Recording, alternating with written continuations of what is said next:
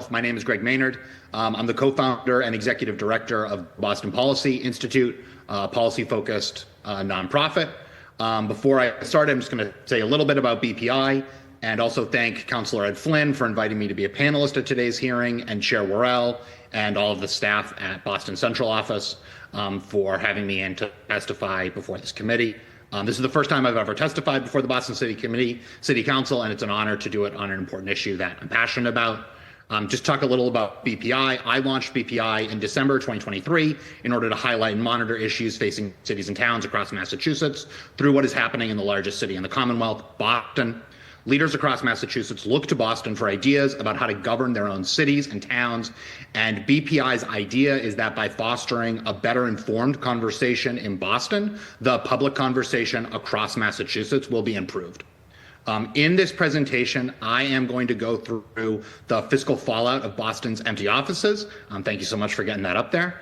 That report, what has happened since that report was published, it was published back in February, and how the report's findings can help us understand the new information we've gotten since February.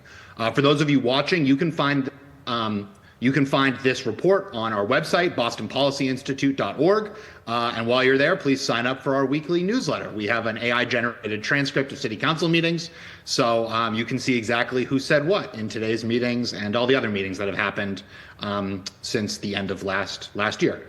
So can you advance the slide, please? Great. So in Boston and across the rest of Massachusetts, cities and towns are dependent on property taxes for their local budget. And in many places, that dependence has increased over the last 20 years. In this slide, you can see that the property tax revenue has increased its share of Boston's revenue from 55% back in 2002 to 75% in 2024. Can you advance the slide? This graphic is from the report, and it shows that property tax dependence, and specifically commercial property tax dependence, makes Boston unique among big cities in America. This uniqueness plays a big role in why falling office values hit Boston's budget particularly hard, and a lot harder than a lot of other big American cities. Can you advance the slide, please?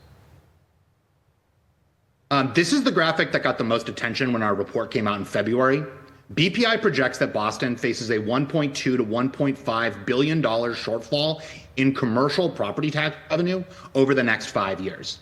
As we will talk about, based on the city's new numbers, these projections might be too positive, and Boston could face a bigger shortfall than BPI originally anticipated.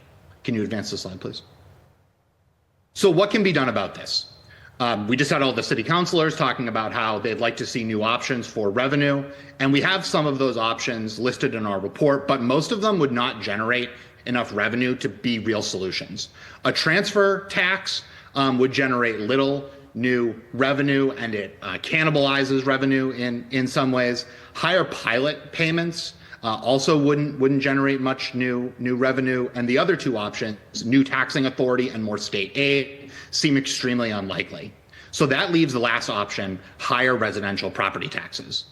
In late March, less than 2 months after BPI's report was released, the Wu administration announced it was pursuing that last option, albeit in a roundabout way, with the home rule petition to temporarily increase taxes on commercial property over the state mandated limit.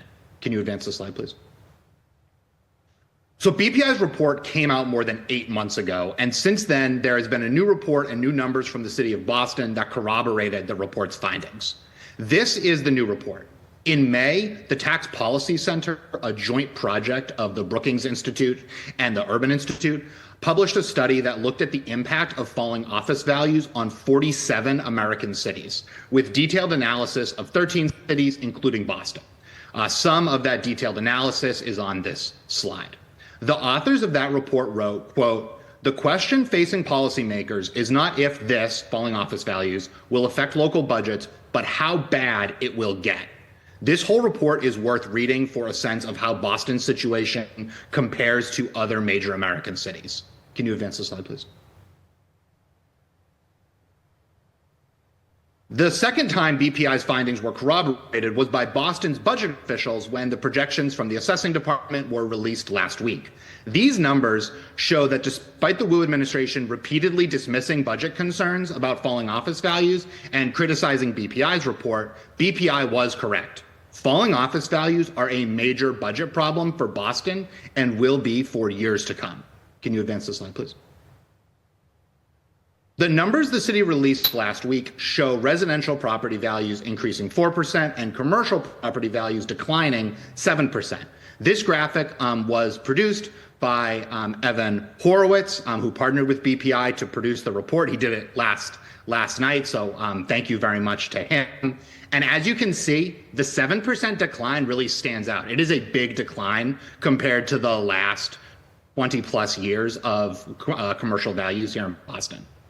So this 7% decline is close to half of the total decline in commercial property value that BPI's report expected. BPI expected a total fall in commercial property value would be 25% in real terms over 5 years. This 7% nominal decline in value is closer to 10% in real terms. Put in plain language, Boston's commercial property value is dropping much faster than BPI predicted back in February. BPI's report does not expect that the commercial real estate market will hit bottom until 2029. That means this year's decline in commercial property value and the subsequent increase in residential property taxes is not a one-time event, but rather will continue happening for the coming years. Can you advance the slide, please? Looking at BPI's report, Tax Policy Center's report, reporting across the country about the state of commercial real estate market and the city's own numbers, there is every reason to believe that commercial property values will continue to decline in the years to come. That decline creates a perfect storm for Boston because the city's budget can be wrecked even while Mayor Wu's claim in the letter she sent to the city council on Tuesday, that quote, "This is not a moment of economic crisis or recession," is true. The long-term and unique nature of the problem that Boston faces is why none of the publicly offered solutions, Mayor Wu's commercial tax hike, the Boston Municipal Research Bureau's 2% budget cut, or the council's proposals that today's hearing was called to discuss, really address the budget problems. All of those solutions assume that Boston is facing a short-term problem that can be solved with a short-term fix, and that is just not the case. On the contrary, some of the proposed solutions would very likely make this problem worse. To overcome these challenges, Boston needs to take bold action by either finding a new source of growth or making tough choices around taxing and spending. That requires a much broader and more data-driven conversation about the city's budget than we have had so far this year. Thank you very much. That's the end of my presentation. If you want to advance to the last. Oh, sorry. We have